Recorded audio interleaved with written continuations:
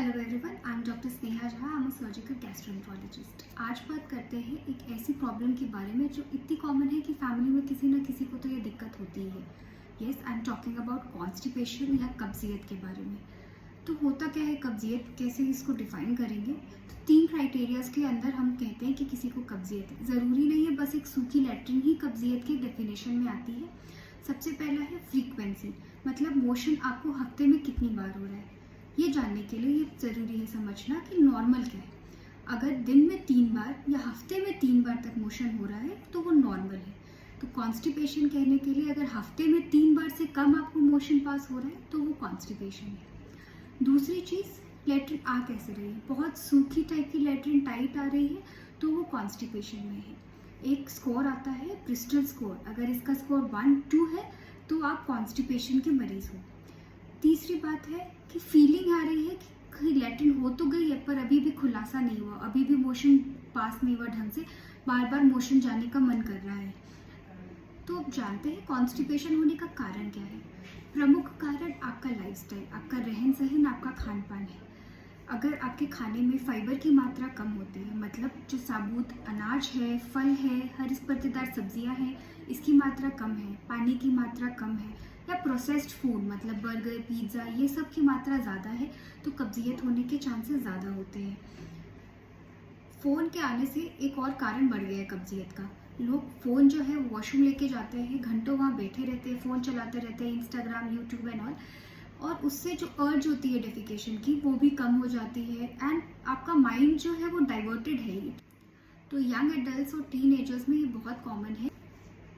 दूसरा, medical reason. कुछ medical ऐसे डिजीज़ होते हैं जिसमें कॉन्स्टिपेशन ज़्यादा होता है, जैसे थायराइड की प्रॉब्लम हो। अगर पेशेंट को हाइपोथायराइडिज्म है तो उनमें कॉन्स्टिपेशन ज़्यादा देखने को मिलता है। सेकेंड, शुगर की दिक्कत। अगर शुगर होती है मरीज़ को तो उनमें भी कॉन्स्टिपेशन ज़्यादा देखने को मिलता है। अब ऐसा क्यों होता है? क्योंकि शुगर वाले मरीजों में नर्व्स की प्रॉब्लम होने लगती है। धीरे धीरे अगर आपका शुगर कंट्रोल नहीं होता है तो आपकी नसों पे इफेक्ट होने लगता है। कुछ और नर्व से रिलेटेड प्रॉब्लम जैसे कि स्ट्रोक हो गया पेशेंट को, या स्पाइनल कॉर्ड इंजरी हो गई, या तो फिर आंत में रुकावट है किसी वजह से, वो ट्यूमर की वजह से हो सकती। तीसरा कारण आपकी दवाइयों पे भी डिपेंड, जैसे आयरन की टैबलेट्स हो गई, कैल्शियम की टैबलेट्स हो गई, या फिर कोई एंटीसाइकोटिक या डिप्रेशन की मरीज हो जो डिप्रेशन की दवाइयाँ खा रहा हो, वो भी कब्जियत का एक कारण होती है। और चौथा कॉज है फंक्शनल। इसका मतलब ये कि और कोई आंत में कोई दिक्कत नहीं है, ना कोई ऐसी दवाइयाँ चल रही हैं, फिर भी आपको कब्जियत हो रही है। तो क्या करें अगर कॉन्स्टिपेशन हो रही है? सो चूँकि कब्ज जो है वो आपके जीवन शैली और आहार खाने से रिलेटेड है, उसको चेंज करने की ज़रूरत है। पहला, खाने में फाइबर वाली चीज़ें मतलब हरे पत्तेदार सब्जियां, सलाद, साबुत अनाज खाने की ज़रूरत है। बहुत लोगों को सुना है कि हम फल नहीं खा रहे, हम जूस पी रहे हैं। तो अगर आप फल खाते हैं छिलके के साथ, जैसे सेब हो गया, नाशपाती हो गया, उसमें ज़्यादा फाइबर होता है रादर अगर आपने उसका जूस बना लिया हो। तो कब्जियत की शिकायत है तो फाइबर वाली चीज़ें ज़्यादा खानी है। दूसरा, पानी की मात्रा कम नहीं होनी चाहिए। नॉर्मल इंसान को कम से कम 2.5 से 3 लीटर पानी पीना है रोज़ाना, और वो डिपेंड करता है मौसम पे भी। अगर गर्मियाँ ज़्यादा है, पसीना ज़्यादा निकल रहा है तो पानी की मात्रा उसी हिसाब से बढ़ानी है। तीसरी चीज़, प्रोसेस्ड फूड नहीं बहुत खाना है, मतलब जो मैदे से ज़्यादा बनती हो, जैसे मैगी हो गया, पिज़्ज़ा, बर्गर, मोमोज एक्सेट्रा, ये सब ज़्यादा नहीं खाना है। और चौथी चीज़, अपना लाइफस्टाइल मॉडिफाई करना है, मतलब अपनी जीवन शैली में कुछ परिवर्तन करना है।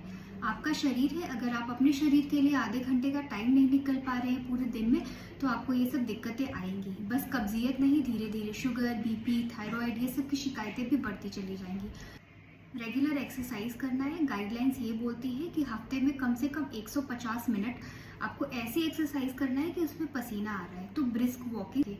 और ज़रूरी है स्ट्रेस मैनेजमेंट, क्योंकि आज जो है उसकी चाल सब कुछ दिमाग से कंट्रोल होता है। अगर आपका दिमाग में स्ट्रेस बहुत है, आपने खुद ही नोटिस किया होगा, अगर स्ट्रेस लेवल बढ़ जाता है तो कॉन्स्टिपेशन की शिकायत, कब्जियत बढ़ जाती है।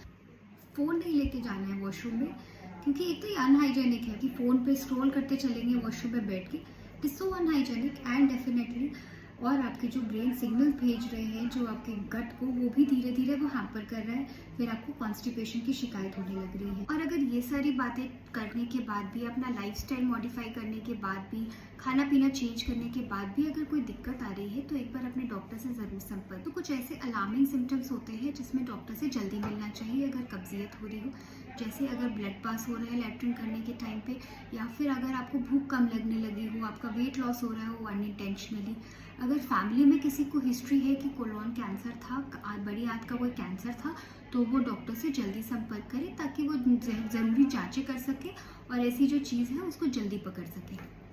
Thank you for watching my channel. Please like and subscribe. If you have any queries, please comment in the comment box.